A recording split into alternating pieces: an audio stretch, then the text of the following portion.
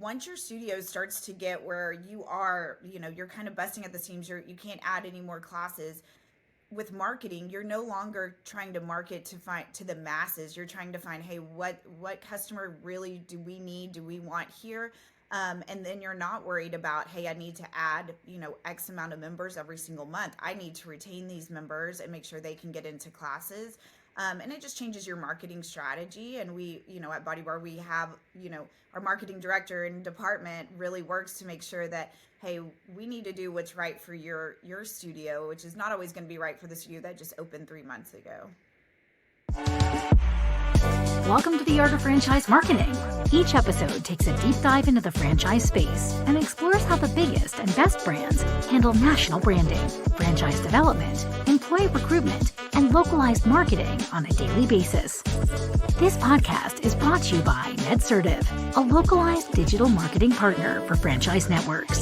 NetSertive's Madeleine Park talks shop with franchise executives to discuss what's working, what's not, and answers the question, what else can you be doing to excel at the art of franchise marketing?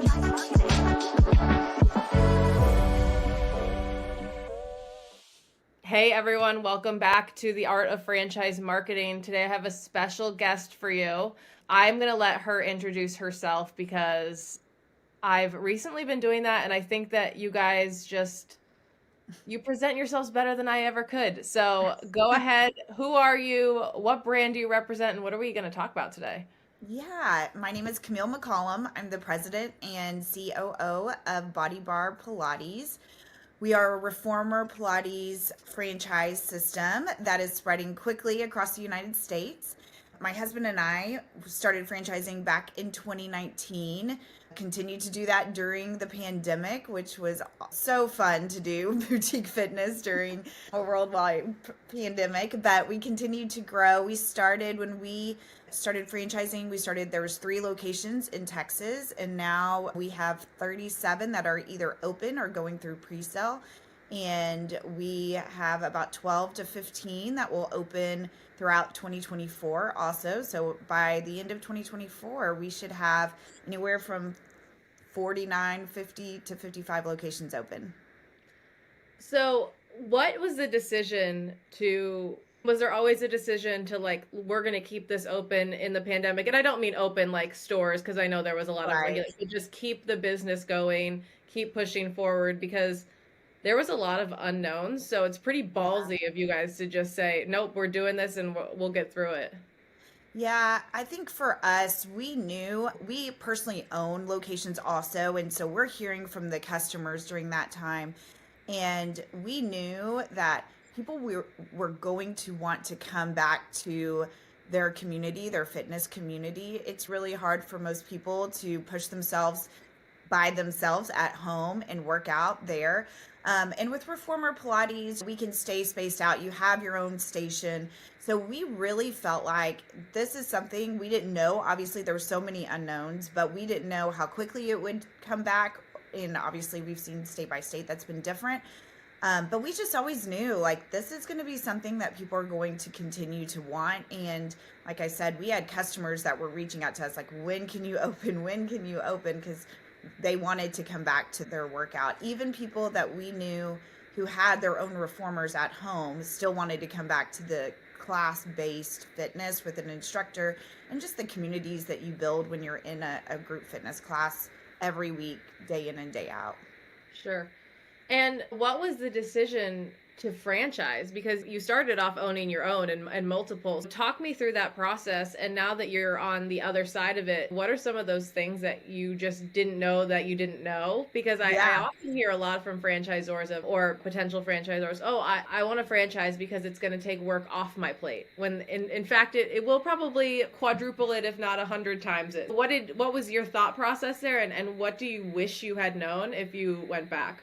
Yeah, our thought process was, we had locations, and I love being in the studios. It's one of my favorite things to do. I still teach 1 day a week, and I enjoy just the customers, the staff. However, I knew there's no way that I myself could personally open locations all across the United States, and we would continue to have people come in and they're visiting from California or New York, and they'd come in and they'd say, this workout is amazing. Your studio is beautiful. You need to have this in LA. You need to have this in these other places.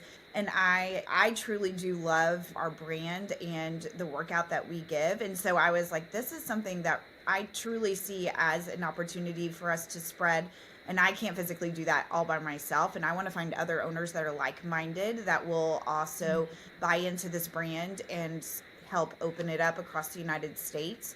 Of course, right there, I was like, I can't do it by myself. It's too much work. Like you said, being a franchisor, that's a lot of work too. People many times will say, what do you do all day? And I'm like, what do I do all day? Like, it's calls, it's emails. It's now, instead of serving clients, I'm serving our franchise owners and making sure that they feel supported, because it's an investment to open a business. And that's why you get in with a franchise system, is so that you can help them be successful, so that they don't have to recreate the wheel all the time.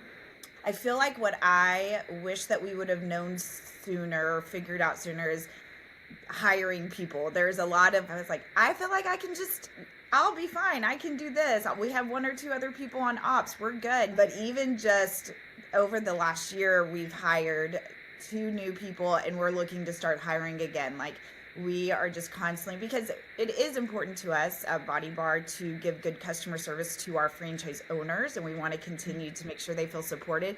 And at a certain point, there's not enough hours in the day to support all of them. I feel like it's really important for us to send people to the openings, even if it's just one person from HQ. Sometimes it's me, sometimes it's other people on the team. But that takes away from their productivity to help support all the other open owners or the people going through pre-sale. I think hiring is something that I did not realize, like, how often we were going to be adding to our team. Yeah, and now that you have, because you still have, how many studios do you guys currently still own and operate personally? Yeah, personally we have 3. 2 in Fort Worth and 1 in Plano. What is that balance like? Because usually it gets to the point, and I talked to your husband about this before, it was like, it's starting to stretch, and that's a lot, because there's something to be said for corporate stores, but there's also something to be said for how much of that push and pull are there. You know, I call it like, it's almost like work-life balance all within work, because you have your own, but you also have to manage, you know, it as well. So what has that been like for you, and where do you see the future of it going? Oftentimes I see a lot of franchisors, they will sell them off to current franchisees and keep one, or they decide, hey, we're going to bring in a partner. We're going to continue expanding our own ownership and just have that conglomerate of corporate stores. So where do you see it going for you guys? Yeah, for us, we definitely see that at some point someone is going to want to purchase, just because of the locations of where they're at. They will want to purchase them. They are franchise locations. We have talked about potentially making them corporate stores.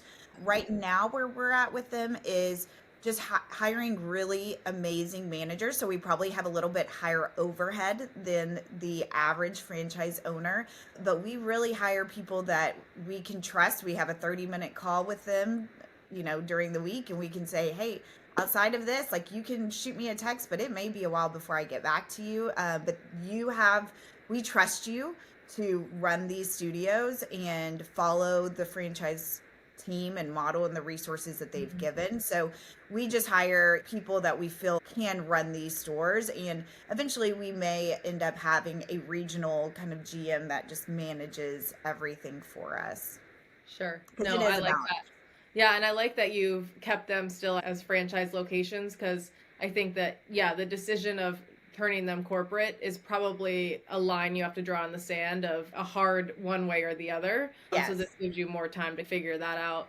My next question, and people have asked this a lot when it comes to the fitness space, obviously Pilates and BODYBAR Pilates it's a great workout. It's never going anywhere. It's recurring. It's been around. Was there any fear for you guys, however, of the fad sensation that often happens when a new fun brand, especially in the fitness space, comes out? It's got a great brand, great logo, great studio. Were you ever afraid, or are you afraid that demand may decline over time? We get asked that a lot. I think that, like you said, Reformer Pilates has been around for years, and so it's definitely stood the test of time. I think one thing that we always look at is out of all of the Reformer Pilates boutique fitness brands, if you look at their schedules and their class lists, they are waitlisted and busting at the seams. And to me, that just tells me that they're in Reformer Pilates, in a boutique fitness, you don't need thousands of members to make a very good living. Your studio is doing amazing with just a few hundred members. So for me, you could have 3 or 4 different Reformer Pilates brands all within 5 miles of each other and all be successful. And for me, that kind of keeps those fears away. If you look in markets like Dallas, we're opening in the Bay Area, there is a lot of competition in those places, but our studios continue to be successful there because you just really don't need thousands of members. And there isn't just every Reformer Pilates has their own type of workout with that, with using the equipment. And so you're going to have some people like us, some people are going to like other brands, and that's okay because there's plenty to go around. Yeah, no, I like that. And it's really shifting to the sentiment that we're really starting to see in franchising and in consumer trends overall. Of pre-pandemic, it was all over the place. Of you were either a brand that people purchased because of, or bought from, or was a customer of, I should say, Yeah. because of impact or because of price or technicality. It was just all wishy-washy. And then the pandemic hit and it was all technical, right? It was technical and prices. And now we're certainly seeing a shift back to impact and community. And in that, what we're constantly coaching on in marketing is, yes, net new is great, but what about your loyal customers already? Like, how do you get them to continue coming back, add on services, increase bill size and, or whatever service size, and then also refer their networks? And it's weird to me how that has been lost in translation for so long when it's always like net new. And to your point of, we don't always need net new. Net new might not always be great for us because we have such a loyal customer base, and that really helps that recurring nature. That makes a lot of sense. And to your point of the competition is almost a good thing. It's showing that there's demand. It's showing that there's the success that can happen there. Whereas like in the mosquito world or the pest world, it's a little bit of the opposite because it's highly competitive. But again, I think that coming from the mindset of there's plenty to go around, and people, if you do it right, people will come back and they will come to you no matter what, is really a great way to look at that. And also to hit on that, once your studio starts to get where you're busting at the seams, you can't add any more classes. With marketing, you're no longer trying to market to the masses. You're trying to find, hey, what customer really do we want here? And then you're not worried about, hey, I need to add X amount of members every single month. I need to retain these members and make sure they can get into classes. And it just changes your marketing strategy. And we at BODYBAR, we have our marketing director and department really works to make sure that, hey, we need to do what's right for your studio, which is not always going to be right for the studio that just opened 3 months ago. No, and that's a good point too, because you're not always just blasting marketing dollars to blast marketing dollars. But I also think that it also leaves a lot of room for price increases. My dad used to always say, because I would coach basketball, and eventually I was coaching 6 hours a night after my full-time job. And he'd be like, I'm like, I don't even have enough time for them. He's like, raise your rates. He was like, yeah, you're still going to make enough. And the people that really want you and understand the value will pay. And the people that can't will go somewhere else where it's a better fit and it's not stretching one way or the other. I think a lot of times people look at price increases as, oh, it's just a greedy, or I'm too afraid to lose my customer count. And it's at the end of the day, it's just giving you more ways to scale without having to, open another shop or 2 hours. So yes, 100%. And on the flip side, for FranDev, are you guys doing that yourself? Do you have an FSO? Because I think your growth has been very quick, but also there's very responsible numbers there. You're not saying, hey, we're opening 200 this year, which would make me like roll over and fall out of my chair. So what is that process like for you? Because I'm sure a lot of brands listening in are going, hey, that's exactly what I want. How are they doing it? Yeah, so we use Creative Shift, which is Danielle Wright and Rich Ronry. They are doing our franchise development for us, and so they contract with us. We definitely are very particular on who we bring into our system, and we Danielle's been in the industry for a very long time. And so we really pick her brain and rely a lot on her. She's, are you sure? Is this somebody that you want to be part of the BODYBAR family? Because she knows how important that relationship is. And we really trust her expertise on that. And then Rich, who works with our brand directly, he just feels like part of the team. And so he knows exactly, he can have these conversations with people and know, okay, this is going to be a great fit. This person needs to talk to Kamille during our Meet the Team presentations, because they definitely have operation questions and owner questions, or they really need to talk to Matt because they want to dig into all the spreadsheets and stuff. And so he knows our personalities. He knows how we work. And we have really tried to grow very responsibly so that we don't get stuck into a situation where we can't hire people fast enough to support these franchisees, or we can't have the focus to help them get open. So that's really important for us is, hey, we're going to sign you and make sure that you actually financially can get open and you're going to be in a location that's going to make you successful. And to that point is, I think that even working with Creative Shift, or if they're FSOs or anything that's not necessarily internal, there's an added cost there, especially if they're working with the consultant or broker networks. So what was before you signed Danielle and her team on, how did you and Matt look at that of like, how do we balance out the operations and the finances so that we can keep the lights on? Because as an emerging brand, you're not necessarily at franchise fee sustainability yet, where all of that money can go back into marketing. Yeah, Matt and I, and some of the people on our board, we are investors in the brand. So we started up with that way. But then also, we're pretty particular with broker networks. If we are going to sign a broker lead, that it's a multi-location owner. It doesn't financially make sense for us to sign just one location with a broker lead because of the commission and all of that. Sure. And so that's where we were the most particular. We did start out when we started franchising BODYBAR. We actually did start out in the broker networks. But once the pandemic hit, that did scare a lot of the brokers away, steering a lot of clients away from an emerging fitness brand, which totally understand. So that's when we started working with Danielle, was around that time. And so it's worked out really well for us being able to use an FSO that way. I like it. Oh yeah, that's really great. And this is a little bit of a turn. We brought it up a little bit. What is it like not only owning a business, but operating a franchise with your husband? Because I do the same thing, only we're not a franchisor, and it's hard enough. And we've made it work because we very much have our own lanes. Even more so probably than you and Matt. I'm like, I can do marketing for days. If you talk to me about operations, I'm going to drop the ball every single time. So what has that been like? And because I'm sure that there's owners coming in too that are probably interested in buying as a couple or as business partners. So what does that look like for you, and what's your advice there? Yeah, absolutely. We are the same way as you. We have our own lanes and we try to keep those very divided. And sometimes with the team, I always have to tell Matt, look, it's confusing to the team if we get into each other's lanes, because then people don't know who to go to. We have our lanes. I'm ops and everything, programming and education. And then he's Fran Dev and really financial and legal. We try to keep those lanes pretty clear. There's, of course, going to be overlap here and there, but we do have a lot of owners that come into the system that they also are couples and they're opening locations together.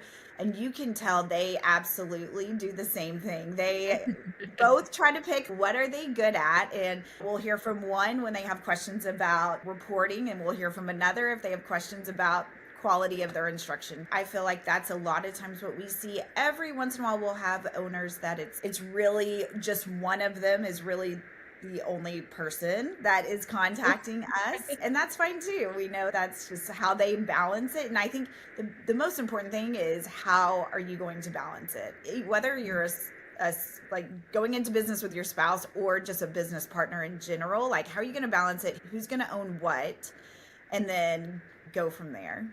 I love that. And yeah, it's so true. And it's hard because with franchising, especially, there's so many emotions and investments and time entangled in everything. So it's a really hard, fine line to walk, because, at one point you understand where franchisees may be coming from, of we're trying to figure out this dynamic in our house and in our workplace, which you certainly have already done. But also, how do you keep it to some level corporate, where it's or franchisee, or same thing for you guys of duo business owners. So I think that it's what I often say is it's going to switch. It's going to switch up on you all the time. Sometimes someone's going to overtake you and other times it's not. I think that the biggest piece that you can have is trust, where even in my own relationship, it was anytime early on when we get in fights, he would be like, this is not me versus you. This is us versus the problem. And so that can be hard sometimes when there's not that full blind trust there. But I think as you get there and you grow that as a franchisor, that will disseminate down to your people and your franchisees as well. Yeah. So Kamille, we're coming up on time, but I want to touch on one more thing is what's next for you guys? I think you have steady growth. You're hiring, your franchise locations are doing well and selling out. Is this an opportunity where you're like, hey, we may bring on a sister brand, or we're going to expand services? Or was there anything on the horizon like that for you? Or is it slow and steady still? And then we'll talk about that in a couple of years. Well, definitely slow and steady for this next year or so, but we are getting to that point that we're evaluating, hey, is there a sister brand that we want to bring on, or is there any other way that we can add to, whether it is to our workout or add to something for as a revenue driver for our studios? So we're in the research portion of that right now, but it's definitely something that we are constantly looking on how we can grow not only BODYBAR, but the growth and success for our franchise partners too. I love that. Kamille, thank you so much for coming on. And we definitely applaud the hard work and tenacity it takes to not only be a franchisee, but also be a responsible franchisor. So love that for you, as Jen would say. And if you guys want to connect with Kamille, you can find her on LinkedIn, or of course you can email me and I can connect you right away. And of course, check out a BODYBAR near you. Thanks again, Kamille. Thank you. Thanks for listening to The Art of Franchise Marketing. This show is brought to you by NetCertive. We help franchise brands and multi-location businesses run localized digital marketing at scale. To learn more, visit netcertive.com.